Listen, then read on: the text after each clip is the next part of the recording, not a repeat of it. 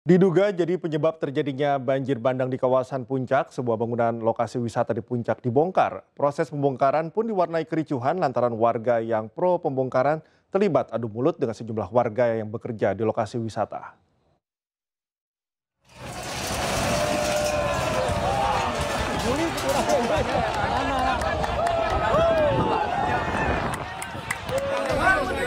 Kericuan terjadi di kawasan wisata milik Badan Usaha Milik Daerah BUMD Provinsi Jawa Barat yang berada di kawasan wisata Puncak Cisarua Bogor. Kericuan terjadi lantaran warga yang mendukung pembongkaran terlibat adu mulut dengan warga lain yang bekerja di lokasi wisata dan menolak adanya pembongkaran. Menurut warga, Gubernur Jawa Barat Deddy Mulyadi telah meminta jajarannya untuk melakukan pembongkaran pada Kamis pagi. Namun sejumlah petugas Satpol PP Jawa Barat dan Pol PP Kabupaten Bogor tak kunjung melakukan pembongkaran lantaran adanya penolakan dari sejumlah warga yang bekerja di lokasi wisata yang akan dibongkar. Kali Bapak ada situasi yang seperti ini selalu sidak, baik ke gunung, baik ke lautan, Bapak hebat nomor top nomor 1. Tapi pada pelaksanaannya di wilayah-wilayah ini, Bapak hanya menginstruksikan kepada kepala daerah.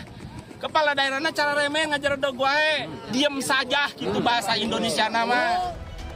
Sebelumnya, Deddy Mulyadi selaku Gubernur Jawa Barat pada Kamis pagi mendatangi kawasan Gunung Mas Puncak sekaligus memastikan kondisi kawasan wisata Puncak pasca banjir.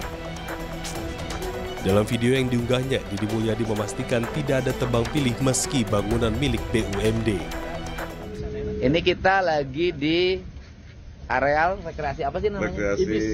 Ibis ya, dikelola oleh BUMD Provinsi Jawa Barat, PT Jaswita. Dibongkar sendiri, perintah saya bongkar mulai hari ini. Ya, bantu Pak Wakil Bupati, pimpinan DPRD Bogor, Pak Bupati juga sudah bantu Pak Bupati, untuk dukung Pak Gubernur. Dukung, kita bongkar karena ini menimbulkan problem bagi lingkungan dan saya tidak segan-segan walaupun ini adalah PT-nya, PT BUMD Provinsi Jawa Barat untuk memberikan contoh pada siapapun bahwa yang melanggar ya harus ditindak. Diketahui bangunan seluas 21 hektar milik BUMD menurut perizinannya hanya 2.800 meter yang akan dikelola. Namun hingga hari ini justru sudah 15.000 meter, artinya perizinan tidak sesuai. Hingga membuat Deddy Mulyadi geram dan meminta jajarannya untuk membongkar bangunan yang bermasalah. Dari Bogor, Jawa Barat, Wildan Hidayat, iNews melaporkan.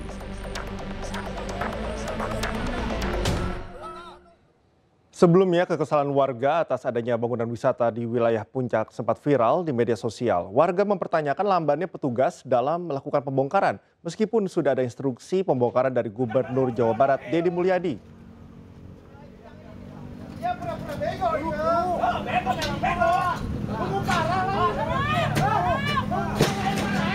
Pemirsa, inilah video amatir sejumlah warga yang emosi kepada sejumlah petugas Satpol PP.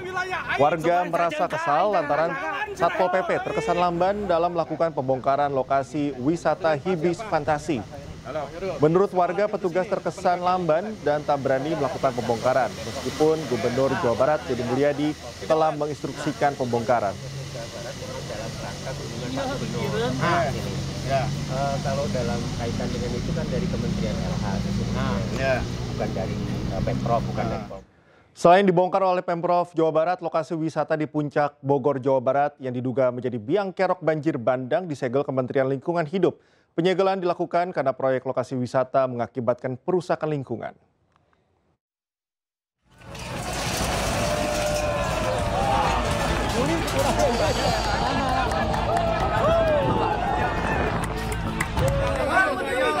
Pemprov Jawa Barat mulai membongkar lokasi wisata Puncak yang diduga menjadi biang kerok banjir bandang di Cisarua. Selain dibongkar, pemerintah juga menyegel proyek lokasi wisata karena mengakibatkan perusakan lingkungan dan melanggar aturan perizinan. Menurut Gubernur Jawa Barat Deddy Mulyadi, Pemprov Jabar sudah berulang kali memberi peringatan hingga upaya pembongkaran namun tidak digubris. Yang ya mungkin ini bagian dari perubahan area yang harusnya jadi kebun kemudian dirubah menjadi agrowisata. Kan jumlahnya ada 1.600 hektar. Nah kemudian diantaranya yang Jaswita. Jaswita kan dikasih KSO 23 hektar. Kemudian Jaswita itu kan PT milik Provinsi Jawa Barat. Maka saya putuskan itu untuk dibongkar seluruhnya. Kemudian dikembalikan menjadi kawasan hijau. Dan pemerintah Provinsi Jawa bersedia mengelola kawasan itu menjadi kawasan hutan. Langkah tegas yang dilakukan Pemprov Jabar mendapat dukungan dari Menteri Lingkungan Hidup dan Menko Pangan. Pembongkaran diharapkan bisa membuat kawasan Puncak menjadi asri dan memiliki tanah resapan seperti sebelumnya. Dukung penuh yang dilakukan oleh Menteri KLH dan Pak Kadis BUMN ya untuk menertibkan kawasan, karena kawasan ini kan memang kawasan lindung, kemudian kawasan perkebunan yang tidak boleh untuk bangunan seperti ini ya. Ingat nggak dulu saya mantan Menteri Kehutanan kan begini. Itu restoran yang kecil-kecil di pinggirnya dibongkar. Apalagi bangunan sebesar ini pas di tengahnya. Artinya ini baru awalan ya, Pak Zulhas? Ya harus ditertibkan. Ini juga cukup buat saya, buat kita untuk memformalisikan bahwa kegiatan ini ikut berkontribusi menimbulkan kematian, menimbulkan bencana yang cukup besar di bagian hilir sana. Sehingga Pak Menko memerintahkan kepada saya untuk melakukan tindakan tegas. Jadi tadi Pak Gubernur menegaskan bahwa ini salah satu bagian dari KSO yang ada di PTPN. Jadi data kita ada 18 KSO di PTPN. 18 KSO di PTPN dengan 33 tenan. Nah, 33 tenan ini saya udah perintahkan sekarang Pak Menko untuk disegel semua, tidak ada terkecuali. Diketahui lokasi wisata ini merupakan proyek anak usaha PT Jaswita Jawa Barat yang berada di kawasan Kebun Teh, Cisarua, Kabupaten Bogor. Proyek wisata ini mengantongi izin 4.800 meter persegi, namun pembangunannya mencapai 15.000 meter persegi. Dari Bogor, Jawa Barat, Wildan Hidayat, iNews melaporkan. Lantas apa pemirsa sebenarnya penyebab banjir di kawasan Jabodetabek dan langkah apa antisipasinya agar tak terulang kembali? Kita sudah tersambung dengan Lili Retno Cahyadiningsih, Dirjen Sumber Daya Air Kementerian Pekerjaan Umum. Selamat malam Bu Retno. Selamat malam Mas Cikas. Ya baik Bu Retno, terima kasih sudah meluangkan waktu bersama kami di iNews Prime. Kalau kita bicara banjir tentu pertanyaannya adalah apa penyebabnya? Ini narasi yang sudah mengemuka di publik adalah karena tanggul. Dari PUPR, apakah memang itu penyebab utamanya, Bu Retno? Oke, memang banjir yang terjadi di Jabodetabek ya, itu terjadi karena di daerah tengah sampai ke hilir Dasiliwung itu terjadi curah hujan yang cukup ekstrim ya. Kalau kita lihat ya batasan sangat lebat hingga ekstrim itu lebih besar dari 150 mm per hari. Namun yang terjadi di catatan kita di pos curah hujan Kampung Kelapa itu mencapai 358 mm per hari. Jadi ini suka ekstrim ya karena melebihi dari 150.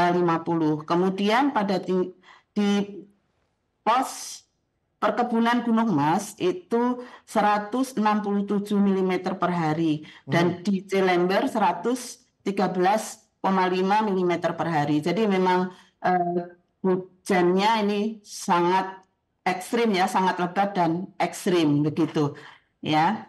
Jadi itu yang menjadikan banjir di kawasan Jabodetabek.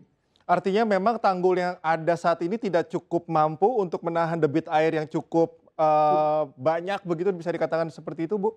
Iya, betul Pak. Karena di beberapa tempat ini melebihi dari debit rencana yang ada gitu ya. Namun ya.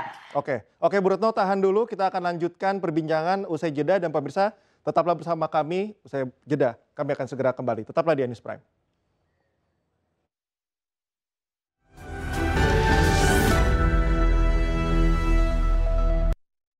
Kembali di iNews Prime, kita lanjutkan perbincangan dengan Lili Retno Cahyadiningsih, Dirjen Sumber Daya Air Kementerian Pekerjaan Umum.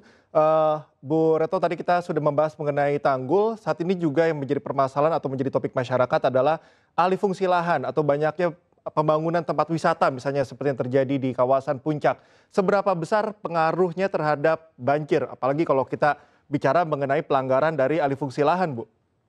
Oke, terima kasih. Jadi saya gambarkan yang sederhana ya. Oke. Karena itu pasti akan mencari jalannya, ya.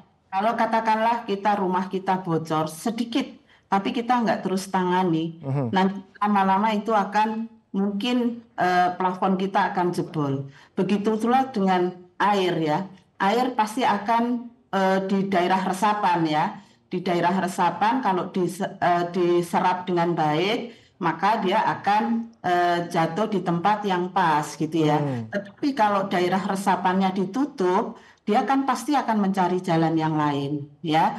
Nah, ini yang tentunya jalan itu biasanya melalui sungai ya. Ya.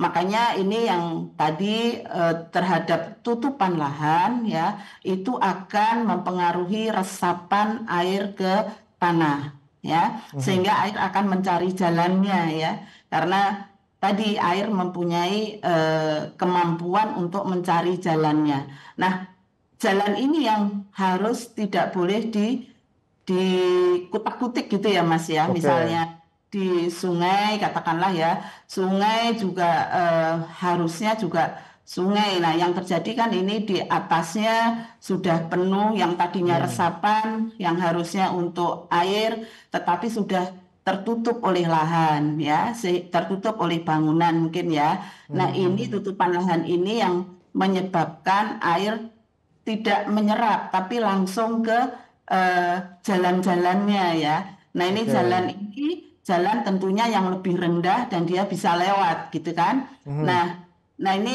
yang dia bisa lewat biasanya di sungai ya, di celah-celah sungai. Tetapi sungai kita juga banyak yang sudah dihuni oleh rumah-rumah gitu ya, bangunan, sehingga dia akan mempunyai daya yang sangat kuat untuk tadi pas banjir akhirnya dia meluap karena memang pertama tidak di daerah resapan ya, resapannya sudah nggak ada, dia ke sungai, sungainya juga sudah penuh dengan bangunan sehingga juga akan meluap. Seperti itu sih gambarannya Mas, gambaran. Oke, kalau kita bicara soal permukiman ini juga masalah klasik Bu, karena biasanya ada penolakan warga. Sebetulnya kalau PUPR ketika menindak ada hunian begitu ya, lintas koordinasinya seperti apa? Atau memang ada cara-cara terbaru gitu yang akan dilakukan oleh PUPR terkait hal ini? Nah, ini memang masalah banjir ini tidak bisa ditangani sendiri. Karena dari hulu ke hilir ya Mas ya. Nah, ini yang kita harus berkoordinasi bagaimana izin-izin yang dilakukan. Nah, ini sebenarnya sudah ada pergerakan ke situ ya Mas, sudah banyak orang menyadari bahwa ternyata memang kalau air ditutup ya dia akan nyari jalan sendiri gitu ya, mungkin liar gitu ya Mas ya. Nah, ini yang kita coba bekerja sama dengan berbagai instansi, kemudian juga mungkin dengan masyarakat gitu, terutama bagaimana membenahi daerah di hulunya, kemudian membenahi di aliran sungainya gitu ya, dan juga membenahi bagaimana kalau memang di situ itu daerah yang untuk wilayahnya air, ya jangan dipakai untuk yang lain gitu ya. Mungkin itu Mas yang kita ada di beberapa stakeholder yang kita bekerja sama dengan tadi kita juga rapat bareng gitu ya dengan Pemda, dengan Menko IPK, terus KHLAK, PMK gitu. Nah, nanti juga dengan ATR BPN kita harus selalu bersama-sama gitu. Oke, mungkin terakhir mungkin Ibu Retno, saat ini kan kita tahu bahwa dari Kementerian PUPR juga Wamen sudah melakukan beberapa pengamatan begitu, apa langkah-langkah strategis mungkin bisa dibilang jangka pendek begitu ya, karena mengingat ini banjir yang cukup masif juga terjadi dalam waktu terakhir ini. Dalam jangka waktu pendek tentunya untuk darurat kita adalah melakukan temporary pekerjaan darurat ya, menambal atau bocoran-bocoran ya dengan sandbag dan lain sebagainya. Kemudian juga ada mobile pump gitu ya. Nah, untuk jangka selanjutnya adalah kita memang akan ada beberapa tanggul memang yang belum tersambung gitu ya. Masih ada yang belum tersambung karena memang ada permasalahan pembebasan tanah di situ. Nah ini kita tadi sudah bekerja sama dengan Pemda dan lain sebagainya untuk mengatasi hal-hal tersebut. Tentunya tadi tata ruang juga sangat penting. Kemudian juga kita akan terus kan pembangunan mungkin Mas Jika juga tahu ya bagaimana kita membangun tanggul, membangun bendungan dan lain sebagainya untuk pengendalian banjir. Nah ini tentunya nanti akan terus kita lanjutkan Mas. Begitu. Oke, baik Ibu Retno, terima kasih atas waktunya bersama kami di iNews Prime. Salam sehat selalu.